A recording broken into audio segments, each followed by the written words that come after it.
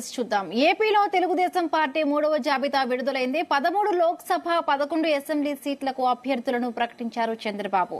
BJP కోరిన హిందూపూర్, విశాఖ, విజయవాడ సీట్లకు TDP అభ్యర్థులే పోటీ చేయబోతున్నారు. శ్రీకాకుళం నుండి రామ్మోహన్ నాయుడు పోటీ చేయనుండగా విశాఖ సీట్ను బాలకృష్ణ అల్లుడు భరత్ కు కేటాయించారు.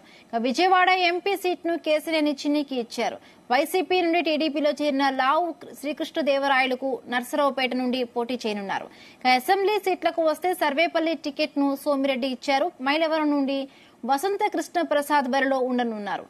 దేవినేని ఉమా పోటీ చేస్తారని ప్రచారం సాగిన పెనమలూరు టికెట్ ను మాజీ ఎమ్మెల్యే బోడే ప్రసాద్ కు ఇచ్చారు.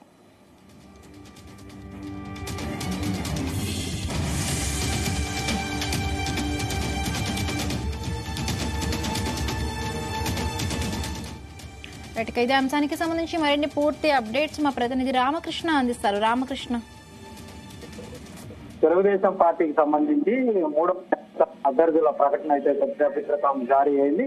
ప్రధానంగా పార్లమెంటు స్థానాలకు సంబంధించి 17 పార్లమెంటు స్థానాల్లో తెలుగుదేశం పార్టీ బరిలోకి దిగబోతుండగా ప్రస్తుతం 13 పార్లమెంటు స్థానాలకు సంబంధించినటువంటి అభ్యర్థులను ప్రకటించడం జరిగింది.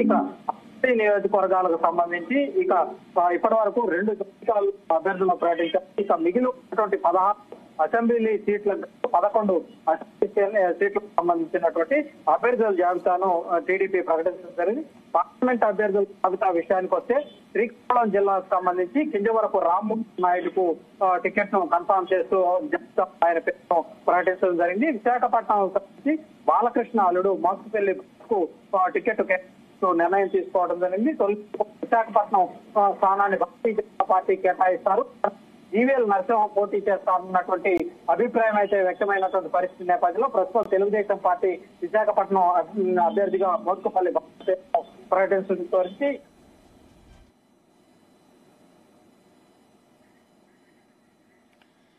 ఏపీలో తెలుగుదేశం పార్టీ మూడవ జాబితా విడుదలైంది. 13 లోక్సభ 11 అసెంబ్లీ సీట్లకు అభ్యర్థులను ప్రకటించారు చంద్రబాబు. బీజేపీ కోరిన హిందూపూర్, విశాఖ, విజయవాడ సీట్లకు టీడీపీ అభ్యర్థులే పోటీ చేయబోతున్నారు. శ్రీకాకుళం నుండి రామ్మోహన్ నాయుడు పోటీ చేయనుండగా విశాఖ సీటును బాలకృష్ణ అల్లుడు భరత్ కు కేటాయించారు. విజయవాడ ఎంపీ సీటును కేసినేని చిన్నికి ఇచ్చారు. వైసీపీ నుండి టీడీపీలో చేరిన లావు శ్రీకృష్ణదేవరాయలకు నర్సరావుపేట నుండి పోటీ చేయనున్నారు. అసెంబ్లీ సీట్లకు వస్తే సర్వేపల్లి టికెట్ ను సోమిరెడ్డికి ఇచ్చారు. మైలవరం నుండి వసంత కృష్ణ ప్రసాద్ బరిలో ఉండనున్నారు. దేవినేని ఉమా పోటీ చేస్తారని ప్రచారం సాగిన పెనమలూరు టికెట్ ను మాజీ ఎమ్మెల్యే బోడే ప్రసాద్ కు ఇచ్చారు.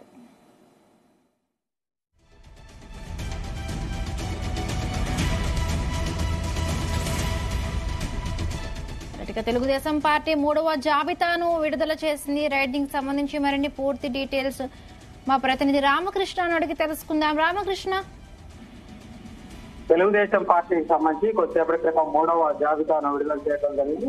గత 2 రోజులుగా కూడా దీని మీద పూర్తి స్థాయిలో కసరత్తు చేసినటువంటి పరిస్థితి అయితే ఉంది. ఈ క్రమంలో 3వ జాబితాను తెలుగుదేశం పార్టీ విడుదల చేయడం జరిగింది.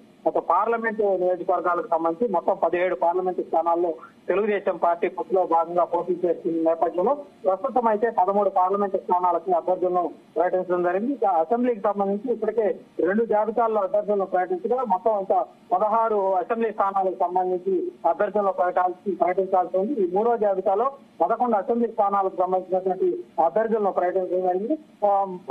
పార్లమెంటు అభ్యర్థులకు సంబంధించి చూసుకున్నట్లయితే శ్రీకాకుళం పార్లమెంట్ నుంచి కింజవరపు రామ్మోహన్ నాయుడుకు ఈసారి టికెట్ కేటాయించారు. విశాఖపట్నం పార్లమెంటు స్థానానికి ఇచ్చానికి వస్తే మోత్కుపల్లి భరత్ కు పార్లమెంటు స్థానం అభ్యర్థిగా ఖరారు చేయడం జరిగింది. తొలి నుంచి కూడా ఈ విశాఖపట్నం పార్లమెంట్ ను భారతీయ జనతా పార్టీకి కేటాయిస్తారని అనుకున్నప్పటికీ కూడా చివరి నిమిషంలో తెలుగుదేశం పార్టీ విశాఖపట్నం పార్లమెంటు స్థానం నుంచి తన అభ్యర్థిని భరత్ ను బరిలోకి తెచ్చుకోవడం జరిగింది. అమలాపురం పార్లమెంట్ నుంచి బంటి హరీష్ మాధుర్ పేరును తెలుగుదేశం పార్టీ పార్లమెంట్ అభ్యర్థిగా ప్రకటించింది. ఇతను గతంలో మాజీ పార్లమెంటు స్పీకర్ బాలయ్య కుమారుడు. ఏలూరు పార్లమెంటుకు సంబంధించి పుట్ట మహేష్ యాదవ్ పేరును తెలుగుదేశం పార్టీ ఖరారు చేయడం జరిగింది. పుట్ట సుధాకర్ యాదవ్ గతంలో టీటీడీ చైర్మన్ గా పనిచేశారు.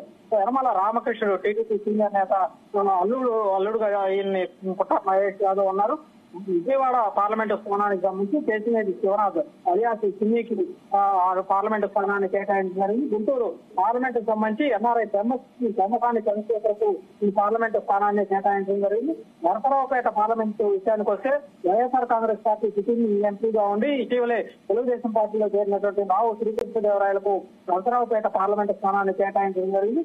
బాపట్ల పార్లమెంటు విషయానికి వస్తే రిటైర్డ్ ఐపీఎస్ అధికారి శ్రీ కృష్ణప్రసాద్ కు ఈ పార్లమెంటు స్థానం అభ్యర్థిగా బరిలోకి దిగుతా ఉన్నారు. ఇక నెల్లూరు పార్లమెంటు విషయానికి వస్తే ఇటీవలే వైఎస్ఆర్ కాంగ్రెస్ పార్టీ నుంచి తెలుగుదేశం పార్టీలో చేరినటువంటి రాజ్యసభ సభ్యుడు వేమిరెడ్డి ప్రభాకర్ రెడ్డికి నెల్లూరు పార్లమెంటు సీట్ ను కేటాయిస్తూ ఈ జాబితాలో ఆయన పేరును ప్రకటించడం జరిగింది. చిత్తూరు పార్లమెంటు విషయానికి వస్తే దగ్గుమల్ల ప్రసాదరావు పేరును తెలుగుదేశం పార్టీ ప్రకటించింది. కర్నూలు పార్లమెంటు స్థానానికి సంబంధించి వత్తిపాటి నాగరాజు అలియాస్ పంచలింగాల నాగరాజు ఇక్కడ అతను కర్నూలు ప్రాంతంలో రియల్ ఎస్టేట్ వ్యాపారిగా ఉన్నాడు. తెలుగుదేశం పార్టీకి తొలి నుంచి కూడా ఆయన పనిచేస్తున్నటువంటి పరిస్థితి నేపథ్యంలో కర్నూలు పార్లమెంటు సీట్ను నాగరాజుకు కేటాయిస్తూ ప్రస్తుతం జాబితాలో ఆయన పేరును ప్రకటించారు. నంద్యాల పార్లమెంటు విషయానికి వస్తే ఇటీవలే భారతీయ జనతా పార్టీ నుంచి తెలుగుదేశం పార్టీలో చేరినటువంటి వైరెడ్డి శబరికి నంద్యాల పార్లమెంట్ సీట్ను ఖరారు చేయడం జరిగింది. హిందూపురం పార్లమెంటు స్థానానికి సంబంధించి డీకే పార్థసారథి పేరును ఖరారు చేయడం జరిగింది. తొలి నుంచి కూడా హిందూపురం నియోజకవర్గానికి సంబంధించి బాధ్యత పేరు ప్రముఖంగా అనిపించింది. ఈ నేపథ్యంలో ఆయనకు హిందూపురం సీట్ను ఖరారు చేసి తెలుగుదేశం పార్టీ అధినేత చంద్రబాబు నిర్ణయం తీసుకోవడం జరిగింది. మొత్తం 17 పార్లమెంటు స్థానాలకు సంబంధించి 13 పార్లమెంటు స్థానాలకు గాను ప్రస్తుతం అభ్యర్థులను తెలుగుదేశం పార్టీ ప్రకటించింది. ఇక అసెంబ్లీ అభ్యర్థుల జాబితా 3వ జాబితాకు సంబంధించి ఇప్పటి వరకు కూడా మొత్తం 144 స్థానాల్లో తెలుగుదేశం పార్టీ పోటీ చేస్తుండగా ఇప్పటికే 2 జాబితాలు ప్రకటించడం జరిగింది. ఇక మిగిలి ఉంది 16 అసెంబ్లీ స్థానాలకు సంబంధించి ప్రస్తుతం 11 అసెంబ్లీ స్థానాల అభ్యర్థులను ప్రకటించారు. ఆ వివరాల కనుక మనం చూసుకున్నట్లయితే శ్రీకాకుళం జిల్లా పలాసకు సంబంధించి గౌతు సిరీస్ కు అసెంబ్లీ అభ్యర్థిగా తెలుగుదేశం పార్టీ ప్రకటించింది. పాతపట్నం అసెంబ్లీ స్థానానికి సంబంధించి మామిడి గోవిందరా పేరును ఖరారు చేస్తూ నిర్ణయం తీసుకున్నారు. శ్రీకాకుళం అసెంబ్లీకి సంబంధించి గోండు శంకర్ పేరును ఖరారు చేశారు. ప్రధానంగా శ్రీకాకుళం అసెంబ్లీ భారతీయ జనతా పార్టీకి కేటాయిస్తారని కేటాయించి ఎచ్చర్ల అసెంబ్లీ నియోజకవర్గాన్ని తెలుగుదేశం పార్టీ తీసుకోవాలని అనుకున్నప్పటికీ కూడా ప్రస్తుతం అయితే శ్రీకాకుళం పార్టీ అసెంబ్లీకి సంబంధించి తెలుగుదేశం పార్టీ అభ్యర్థిని ఖరారైతే చేసింది. అక్కడి నుంచి గోండు శంకర్ పోటీ చేయబోతున్నారు. ఇంకా విశాఖపట్నం పార్లమెంట్ నియోజకవర్గంలో ఉన్నటువంటి దొంగవరపు కోటకు సంబంధించి కోల లలిత కుమారి పోటీ చేయబోతా ఉన్నారు. ఆమె పేరును ప్రస్తుత జాబితాలో ప్రకటించారు. కాకినాడ పార్లమెంటుకు సంబంధించి కాకినాడ సిటీ అసెంబ్లీ నియోజకవర్గానికి సంబంధించి వనమాడి వెంకటేశ్వరరావు పేరును ఖరారు చేయడం జరిగింది. అమలాపురం ఎస్సీ అసెంబ్లీ నియోజకవర్గానికి సంబంధించి హైదరాబాద్లో ఆనందరావు పేరును ప్రకటించారు.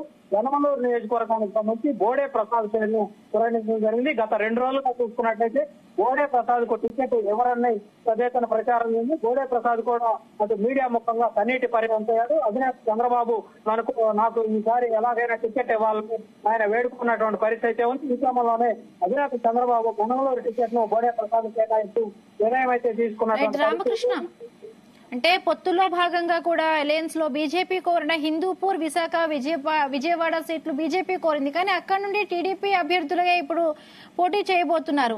సో దీనివల్ల అసంతృప్తి పెరిగే అవకాశం ఉంటుందా?